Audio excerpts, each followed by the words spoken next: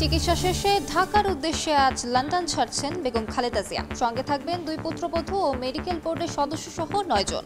প্রস্তুত গুলশানের বাসা ফিরোজা। এনসিপি নেতা হাসনাত আব্দুল্লাহর ওপর হামলার প্রতিবাদে উত্তাল সারা দেশ। রাজধানী সহ বিভিন্ন স্থানে বিক্ষোভ, আটক 12, দ্রুত বিচারের দাবি। সরকারি কোয়ার্টারের বাণিজ্যিক ব্যবহার নিয়মের তোয়াক্কা না করে উচ্চ মূল্যে ভাড়া দেয়া হচ্ছে বহিরাগতদের। সবকিছু জানলেও উত্তর নেই তদারকি সংস্থার কাছে। ভারত থেকে আমদানি বন্ধে সুবাতাস দেশের সুতাকলে। চাহিদা বেড়েছে 10 থেকে 15%। সুযোগ বুঝে বাড়িয়ে দেওয়া হয়েছে দাম। অভিযোগ পোশাক শিল্প মালিকদের। এবং কাশ্মীর সীমান্তে যুদ্ধকালীন প্রস্তুতি ভারতের। ফিরোজপুরে ব্ল্যাকআউট মহড়া। সিন্ধু চুক্তি স্থগিতের পর চেনাব নদীর পানি প্রবাহ কমালো নয়াদিল্লি।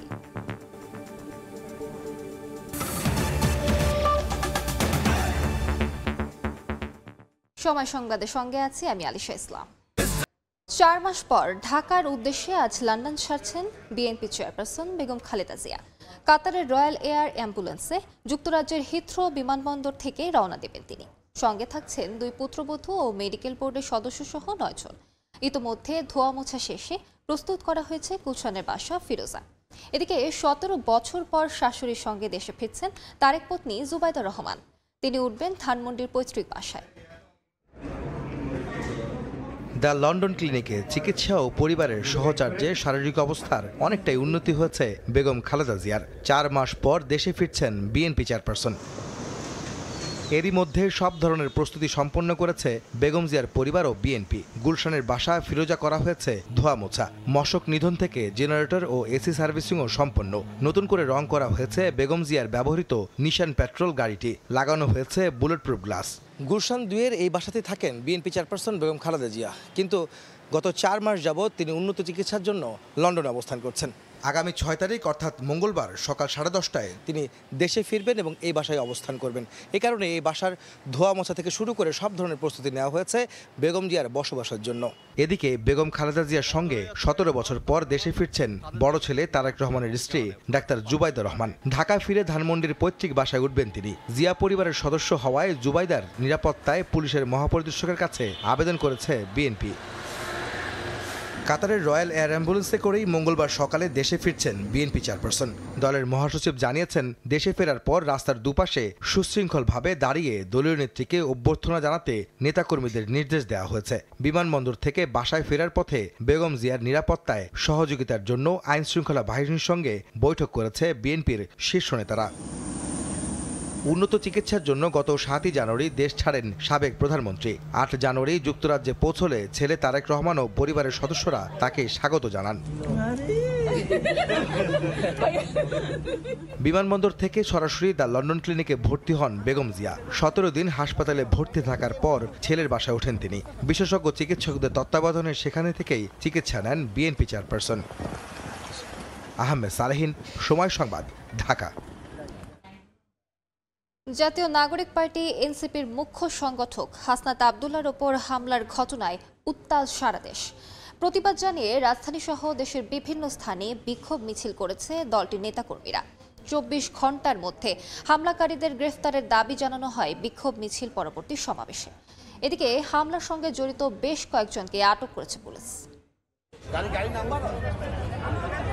গাজীপুরে বাংলাদেশ কৃষি বিশ্ববিদ্যালয়ের অনুষ্ঠান শেষে ফেরার পথে রোববার সন্ধ্যায় চান্দনা চৌরাস্তায় এনসিপির মুখ্য সংগঠক হাসনাত আব্দুল্লাহর গাড়িতে হামলা করে দুর্বৃত্তরা। এ ঘটনায় রাতে ঘটনাস্থলে বিক্ষোভ কর্মসূচি পালন করা হয়। আওয়ামী লীগের পেজ থেকে অনলাইন সোশ্যাল মিডিয়াতে যেভাবে প্রমোট করা হচ্ছে, স্পষ্টত এটা আওয়ামী এবং ছাত্রলীগের সন্ত্রাসীদের দ্বারা অ্যাটাক আমরা বলতে পারি। যদি এই হামলার বিচার না করা হয়, আমরা 24 ঘন্টার ভিতরে আমাদের কর্মসূচি ইনশাআল্লাহ জানিয়ে দেওয়া হবে। দক্ষিণাঞ্চলের মুখ্য সংগঠক হাসনাত আব্দুল্লাহর ওপর হামলার ঘটনায় কেন্দ্রীয়ভাবে প্রতিবাদ জানিয়েছে জাতীয় নাগরিক পার্টি এনসিপি। রাত 10টায় রাজধানীর বাংলা মোটরে বিক্ষোভ সমাবেশ করে দলটির নেতাকর্মীরা। পরে বের করা হয় বিক্ষোভ মিছিল। মিছিলটি বাংলা মোটর থেকে শাহবাগ ঘুরে আবারও বাংলা মোটরে এসে শেষ হয়। আমরা এর সুষ্ঠু বিচার চাই এবং ইন্টারিমকে কঠোর থেকে কঠোরতর পদক্ষেপ নিয়ে দেওয়ার জন্য আমরা দাবি জানাচ্ছি। আওয়ামী লীগকে নিষিদ্ধকরণ করতে হবে, ওদের বিরুদ্ধে নয়তো গৃহযুদ্ধ লেগে যাবে। জড়িত প্রত্যেককে আইনের আওতায় না আনা হয়, তবে এনসিপির 24 ঘন্টার মধ্যে কঠিনতম কর্মসূচি ঘোষণা করতে বাধ্য হবে। একই দাবিতে বিক্ষোভ মিছিল করেছে ঢাকা বিশ্ববিদ্যালয়ের শিক্ষার্থীরা। হলপাড়া থেকে বের হয়ে রাজু ভাস্কর্যে এসে মিছিলটি শেষ হয়। এ সময় হামলার তীব্র নিন্দা জানিয়ে 24 ঘন্টার মধ্যে দোষীদের গ্রেফতারের দাবি জানায় শিক্ষার্থীরা। নিরাপত্তা দিতে ব্যর্থ হয়, আমাদের মতো সাধারণ নাগরিকদের কিভাবে নিরাপত্তা দিবে? দ্রুত সময়ের মধ্যে আওয়ামী লীগকে নিষিদ্ধ এবং প্রক্লেমেশন অফ জুলাই রেভলিউশন ঘোষণা না করতে পারেন, তাহলে বিপ্লবী জনতা আবারও জুলাইয়ের ন্যায় রাজপথে নেমে এসে তাদের দাবি রাজপথ থেকে আদায় করে নেবে। এদিকে হাসনাত আব্দুল্লাহর ওপর হামলার প্রতিবাদে চট্টগ্রাম, বরিশাল, রাজশাহীতে মশাল মিছিল সহ দেশের বিভিন্ন জায়গায় নানা কর্মসূচি পালন করেছে এনসিপির নেতাকর্মীরা। মাসুদুর রহমান, সময় সংবাদ। সরকারি কোয়ার্টার নিয়ে অবাধে চলছে ভাড়া বাণিজ্য। নিজেদের নামে কোয়ার্টার বরাদ্দ নিয়ে উচ্চ মূল্যে বহিরাগতদের কাছে ভাড়া দিচ্ছেন সরকারি কর্মকর্তা কর্মচারীরা। এ বিষয়ে তদারকি সংস্থা সরকারি আবাসন পরিদপ্তরের কাছে জানতে চাইলে মেলেনি সদুত্তর। এদিকে সরকারি নীতিমালা অনুযায়ী সাবলেট বা ভাড়া দেওয়ার সুযোগ নেই উল্লেখ করে তার বিরুদ্ধে যথাযথ ব্যবস্থা নেওয়ার তাগিদ নগর পরিকল্পনাবিদের। প্রিন্স আরেফিন ও মোবারক হোসেন শুভর ছবিতে মাইমুনা হায়দার চৌধুরীর ধারাবাহিক প্রতিবেদনের প্রথম পর্ব আজ।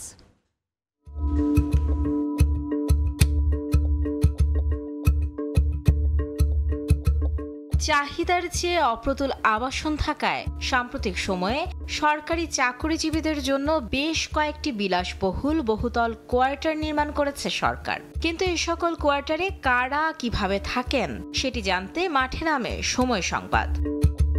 সরকারি কর্মকর্তা কর্মচারীদের আবাসন আজিমপুর জোন বি। মূল ফটকের সামনে যেতেই চোখে পড়ল অসংখ্য বাড়ি ভাড়ার নোটিশ। শুধু সরকারি চাকুরিদের থাকার কথা থাকলেও এক রুম, সিঙ্গেল সিট, এমনকি ছোট পরিবার নিয়ে বহিরাগতদের থাকার সুযোগের বিজ্ঞাপনে ছেয়ে আছে এসব দেয়াল। নির্দেশনা মোতাবেক এবার গন্তব্য এই কোয়ার্টারেরই 13 নম্বর ভবন। সরকারি, কেউ পুলিশ, কেউ ডাক্তার, কেউ নার্স, কেউ স্কুলের মাস্টার। বেল বাজতেই দরজা খুলে বেরিয়ে এলেন জনপ্রশাসন মন্ত্রণালয়ে কর্মরত এক কর্মকর্তার আত্মীয়। জানালেন 3 বেডরুমের এই ফ্ল্যাটের এক রুম ভাড়া দিয়ে রেখেছেন গত 1 বছর ধরে। আরেকটি রুমের জন্য খুঁজছেন ভাড়াটিয়া।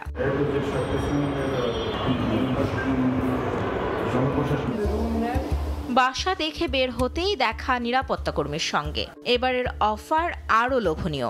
সিঙ্গেল সিট নাকি রুম যেমনটি চাই তারই ব্যবস্থা করে দিতে পারবেন বলে নিশ্চয়তা দিলেন।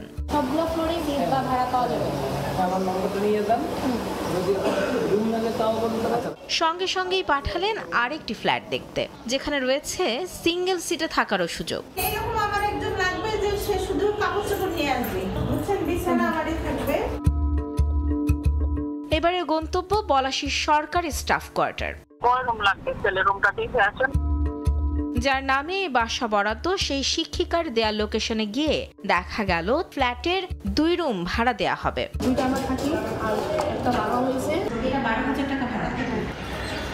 সরকারি আবাসন বিধিমালা অনুযায়ী কর্মকর্তা কর্মচারীদের জন্য বরাদ্দ করা ফ্ল্যাটে কোনো ধরনের সাবলেট দেওয়ার বিধান না থাকলেও এই সকল কোয়ার্টারের 1 থেকে 2 রুম সাবলেট কিংবা মেস হিসেবে ভাড়া দিচ্ছেন সরকারি চাকরিজীবীরা। এ বিষয়ে সরকারি আবাসন পরিদপ্তর কি বলছে চলুন সেটি জানার চেষ্টা করি আমরা। সরকারি আবাসন পরিদপ্তরের পরিচালককে না পেয়ে অতিরিক্ত পরিচালকের সঙ্গে যোগাযোগ করলে তিনি জানান এ বিষয়ে কথা বলার এখতিয়ার নেই তার। পরামর্শ দেন পরিচালকের সঙ্গে যোগাযোগের। যে বিষয়ে জানতে চাচ্ছেন সেই বিষয়ে আমি খুব ভালো বলতে পারবো, বাট অফিসিয়াল একটা ডেকোরাম আছে। আমার অফিস প্রধান হচ্ছে যুগ্ম সচিব, পরিচালক, উনি কথা বলবেন। কিন্তু ব্যক্তিগত মোবাইল ফোন নম্বরে কয়েক দফা যোগাযোগ করার চেষ্টা করেও পাওয়া যায়নি তাকে।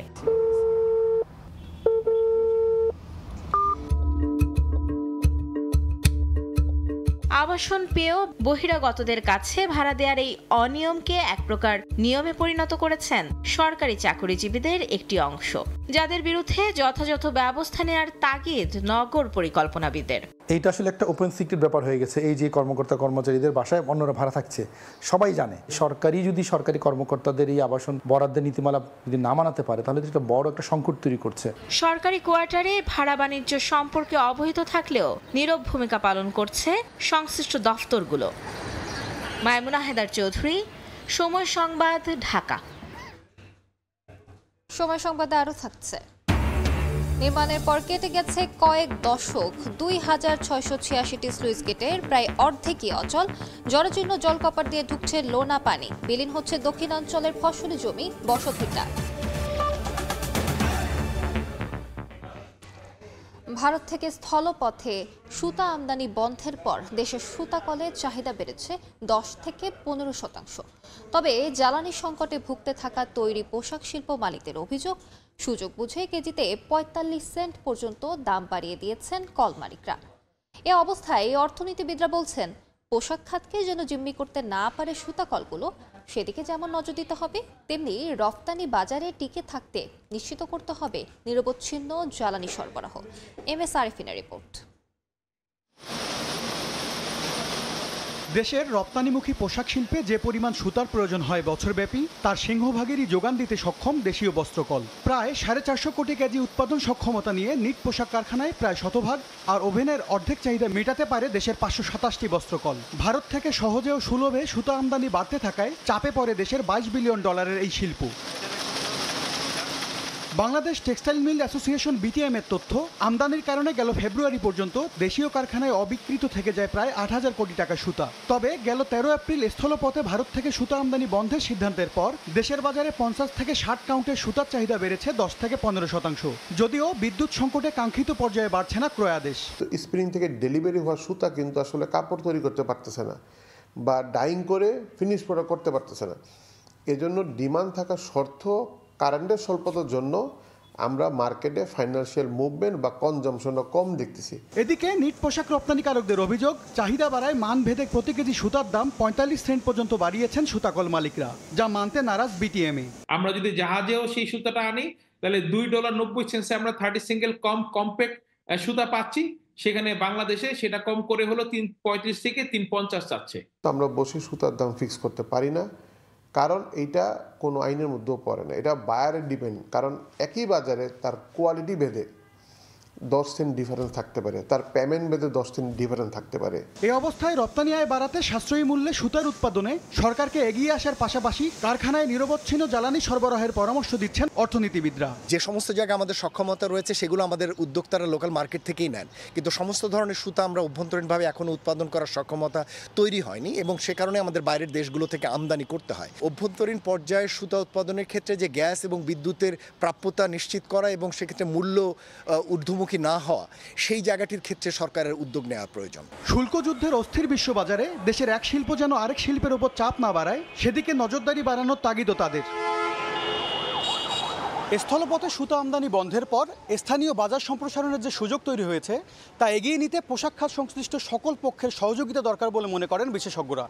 MS আরিফিন, সময় সংবাদ, ঢাকা।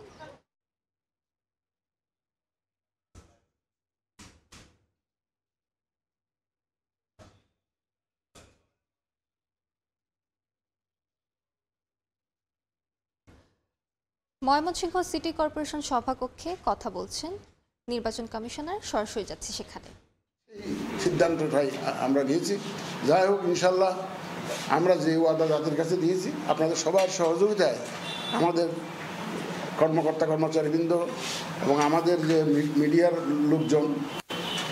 লোকজন, তারপরে আমাদের রাজনৈতিক দল থেকে আরম্ভ করে সারা দেশের লোকজন সবার সহযোগিতায় আমরা ইনশাল্লাহ একটা সুন্দর নির্বাচন উপহার দিতে পারবো, সেই বিশ্বাস আমার আছে এবং সেই লক্ষ্যে আমরা অটল আছি এবং সেই লক্ষ্য নিয়ে আমরা এগিয়ে যাব ইনশাল্লাহ।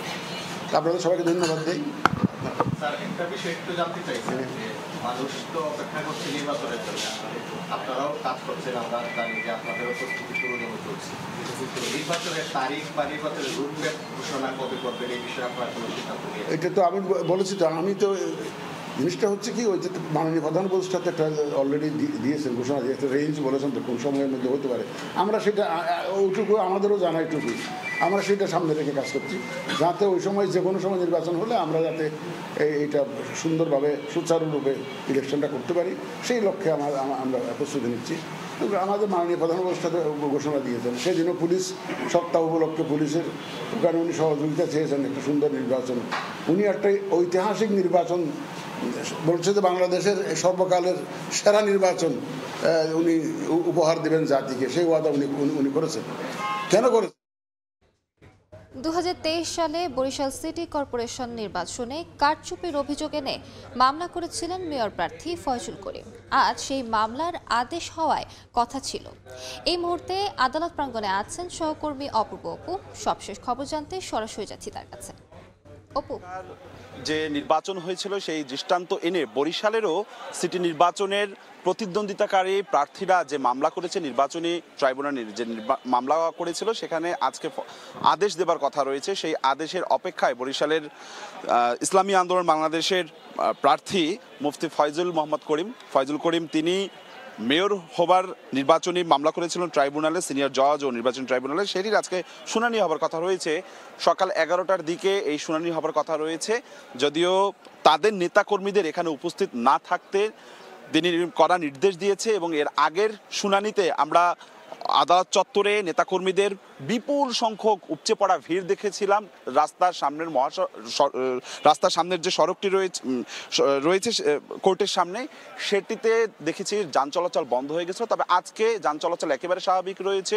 নেতাকর্মীরা খুবই স্বল্প কয়েকজন নেতাকর্মী এখানে রয়েছে। তারা যেটি বলছেন যে 2023 সালের 12 জুন সিটি নির্বাচন হয়েছিল, সেই নির্বাচনে আওয়ামী লীগের প্রার্থী নৌকার প্রার্থী কারচুপি করে ভোটে নির্বাচিত হয়েছিল, মেয়র পদে নির্বাচিত হয়েছিল। দ্বিতীয় পদে ছিল হাত পাখার প্রার্থী মুফতি মোহাম্মদ ফয়জুল করিম। তাকে কূটকৌশল করে তাকে পরাজিত করেছে। তার উপর হামলা করা হয়েছিল, রক্তাক্ত করা হয়েছিল বলে অভিযোগ করা হয়েছে এখান থেকে। এবং মুফতি ফয়জুল করিম গত 17 এপ্রিল বরিশালের সিনিয়র জজ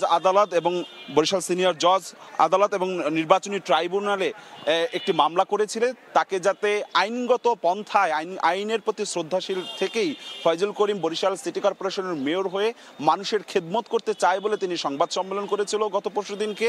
আইনগতভাবে আইনের প্রতি শ্রদ্ধাশীল থেকেই বরিশাল সিটি কর্পোরেশনের মেয়র হতে চান। তো আজকে আর কিছুক্ষণ বাদে হয়তো বা জানা যাবে যে বরিশাল সিটি কর্পোরেশনের মেয়র হবে কি হবে না, কি আদেশ আসছে, কি শুনানি হবে, সেই বিষয়ে কিন্তু আর কিছুক্ষণ পর হয়তো জানানো যাবে। আমার কাছে সবশেষে এতটুকুই খবর ছিল। সরাসরি যুক্ত ছিলাম বরিশালে। মাগুরায় আলোচিত শিশু আসিয়া ধর্ষণ ও হত্যা মামলায় সাক্ষ্য গ্রহণ চলছে।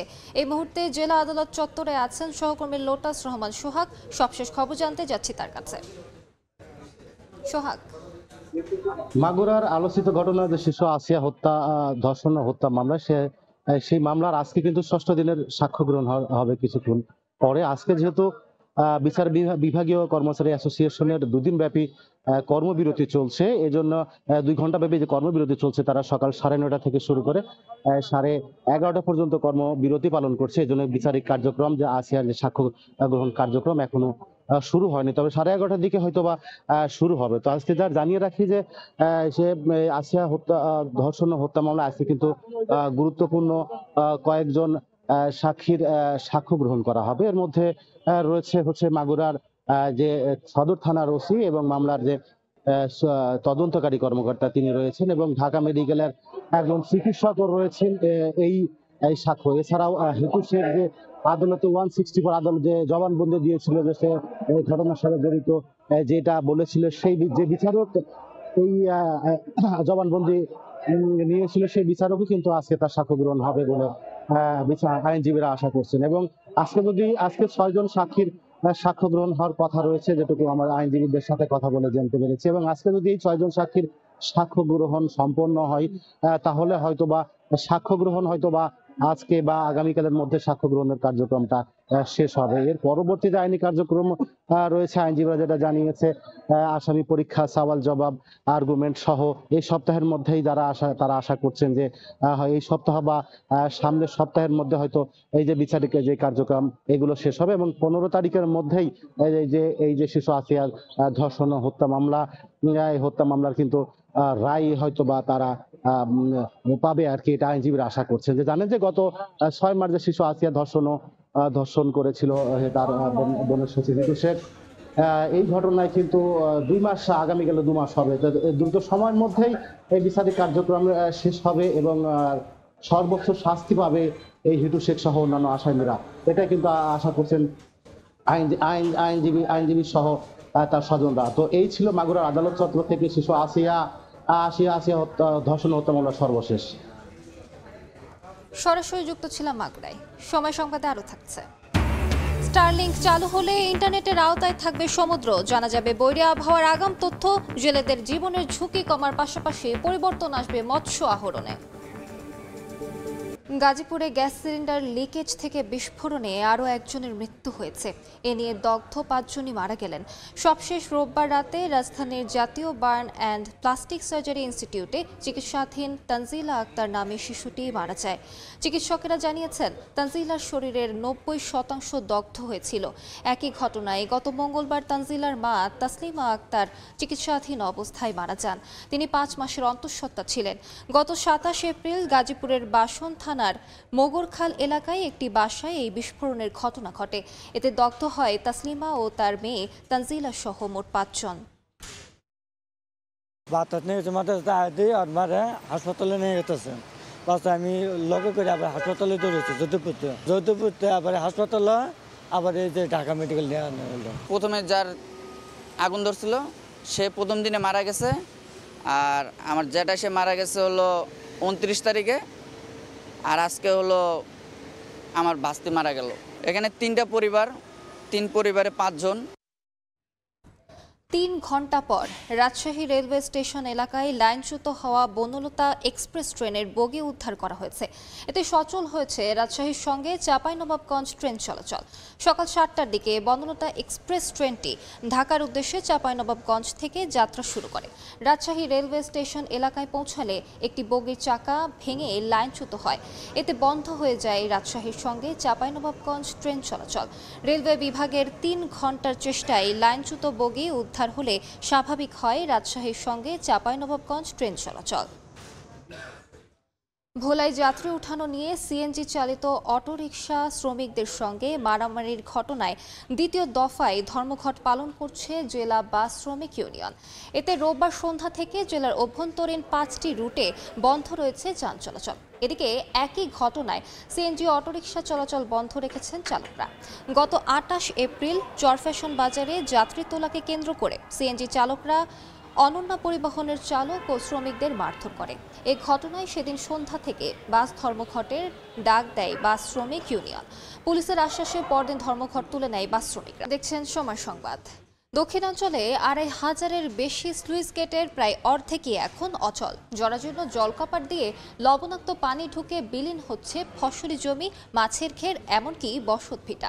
পানি উন্নয়ন বোর্ড বলছে প্রকল্প পাশ হলে সংস্কার ও নতুন করে নির্মাণ কাজ শুরু হবে। বিস্তারিত অপূর্ব রিপোর্টে। 60-এর দশকে পটুয়াখালীতে গড়ে তোলা হয় প্রায় 1280 কিলোমিটার দীর্ঘ বেড়িবাঁধ, যার সঙ্গে যুক্ত করা হয় ছোট বড় 672টি স্লুইস গেট। প্রাকৃতিক দুর্যোগ ও লবণাক্ততার বিরুদ্ধে প্রতিরোধ গড়াই ছিল যার মূল উদ্দেশ্য। কিন্তু সময়ের সঙ্গে সঙ্গে এসব গেটের বেশিরভাগই হয়ে পড়েছে অকার্যকর। কিছু আছে কোনোভাবে টিকে থাকলেও স্পষ্ট মরিচার দাগ আর গভীর ক্ষতচিহ্ন। প্রতি বছর বর্ষার জলাবদ্ধতায় ডুবে যায় শস্য ক্ষেত। নোনা পানির ছোবলে চাষের অনুপযোগী হয়ে পড়ে হাজার হাজার হেক্টর জমি। তরমুজ দেই, ডুলার ফসল দেই, বাদাম, অনেক কিছু। এই লবণ পানি উঠলে আমাকে অনেক ক্ষয়ক্ষতি হয়। সরকার যদি কাজটা আমাদের করে দেয় তাহলে আমাদের অনেক উপকার আসবে। বরগুনার বগিবাজারে নির্মাণ করা স্লুইস গেট সংস্কার না করায় এখন বেহাল দশা। একই অবস্থা জেলার 750 স্লুইস গেটের। প্রতি বছর অকেজো স্লুইস গেটের কারণে নষ্ট হচ্ছে ফসল। তাই স্লুইস গেটগুলো সংস্কার ও পুনর্নির্মাণের দাবি কৃষকদের।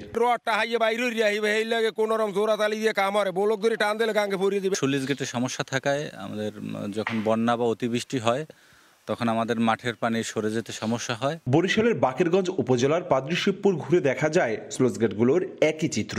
দ্রুত জলকপাটগুলো সংস্কারের দাবি স্থানীয়দের। পানি উঠে যায়, কিন্তু পানি দরকার নাই। সংস্কার ও নতুন করে স্লুইস গেট নির্মাণ প্রকল্প প্রক্রিয়াধীন বলে জানায় পানি উন্নয়ন বোর্ড। প্রকল্পটি অনুমোদন লাভ করলে আমাদের এই ইরিগেশন প্রজেক্টের আওতায় যতগুলি জলকপাট আছে সেগুলি আমরা পুনর্বাসন করতে পারবো। বরিশাল বিভাগের ৬ জেলায় মোট ২,৬৮৬টি স্লুইস গেট রয়েছে। এর মধ্যে সচল আছে ১,৭৪৬টি। অপূর্ব অপু, সময় সংবাদ, বরিশাল। দেখছেন সময় সংবাদ। কাশ্মীর সীমান্তে ব্ল্যাকআউট মহড়া চালিয়েছে ভারত। পাকিস্তানে চেনাব নদীর পানির প্রবাহ থামিয়ে দিচ্ছে নয়াদিল্লি। এমন পরিস্থিতিতে জাতিসংঘ নিরাপত্তা পরিষদের দ্বারস্থ হচ্ছে ইসলামাবাদ। এদিকে যুদ্ধকালীন পরিকল্পনার অংশ হিসেবে পাকিস্তান গমের আটা মজুত করছে বলে জানা গেছে। উত্তেজনা বাড়ছে ভারত ও পাকিস্তানের মধ্যে।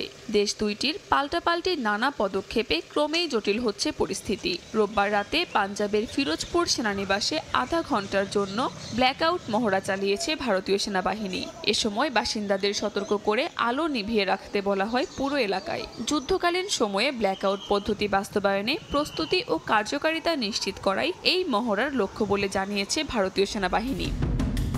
এদিকে বাগলিহার বাঁধের মাধ্যমে পাকিস্তানে চেনাব নদীর পানি প্রবাহ কমিয়ে দিয়েছে ভারত। জানা গেছে একইভাবে কিষানগঙ্গা বাঁধের মাধ্যমে ঝিলম নদীর পানি প্রবাহ নিয়ন্ত্রণের পরিকল্পনা করছে নয়াদিল্লি। ভারতের সাম্প্রতিক এসব কর্মকাণ্ডকে আগ্রাসী আখ্যা দিয়ে বিষয়টি জাতিসংঘের নিরাপত্তা পরিষদে তুলতে যাচ্ছে পাকিস্তান। জরুরি বৈঠক আয়োজনের নির্দেশ পেয়েছেন জাতিসংঘে নিযুক্ত দেশটির স্থায়ী প্রতিনিধি আসিম ইফতিকার। পাকিস্তানের পররাষ্ট্র মন্ত্রণালয় জানায়, ভারতের সামরিক উস্কানি, হামলার পর বক্তব্য ও সিন্ধু চুক্তি লঙ্ঘন সবই নিরাপত্তা পরিষদের আলোচনায় তোলা হবে। অন্যদিকে কাশ্মীরের সীমান্তবর্তী এলাকায় গমের আটা মজুতের নির্দেশ দিয়েছে পাকিস্তান। বোমাবর্ষণ হলেও খাদ্য সংকট যেন না হয়, এজন্যই এ পদক্ষেপ নেওয়া হচ্ছে বলে জানা গেছে। গেল ২২ এপ্রিল পেহেলগামে সন্ত্রাসী হামলায় ২৬ জন নিহত হন। এ ঘটনায় ভারত দোষ দেয় পাকিস্তানকে। তবে অভিযোগ অস্বীকার করে নিরপেক্ষ তদন্তের দাবি তোলে ইসলামাবাদ। কাকুলি আখতার। এ পর্যায়ে শীর্ষ সংবাদগুলো জানিয়ে দিচ্ছি আরেকবার। আজ ঢাকার উদ্দেশ্যে লন্ডন ছাড়ছেন বেগম খালেদা জিয়া। সঙ্গে থাকছেন 2 পুত্রবধূ ও মেডিকেল বোর্ডের সদস্য সহ 9 জন। প্রস্তুত গুলশানের বাসা ফিরোজা। এনসিপি নেতা হাসনাত আব্দুল্লাহর ওপর হামলার প্রতিবাদে উত্তাল সারা দেশ। রাজধানী সহ বিভিন্ন স্থানে বিক্ষোভ, আটক 54, জড়িতদের দ্রুত বিচারের দাবি। এবং সরকারি কোয়ার্টারের বাণিজ্যিক ব্যবহার নিয়মের তোয়াক্কা না করে উচ্চ মূল্যে ভাড়া দেয়া হচ্ছে বহিরাগতদের। সবকিছু জেনেও নিরুত্তর তদারকি সংস্থা।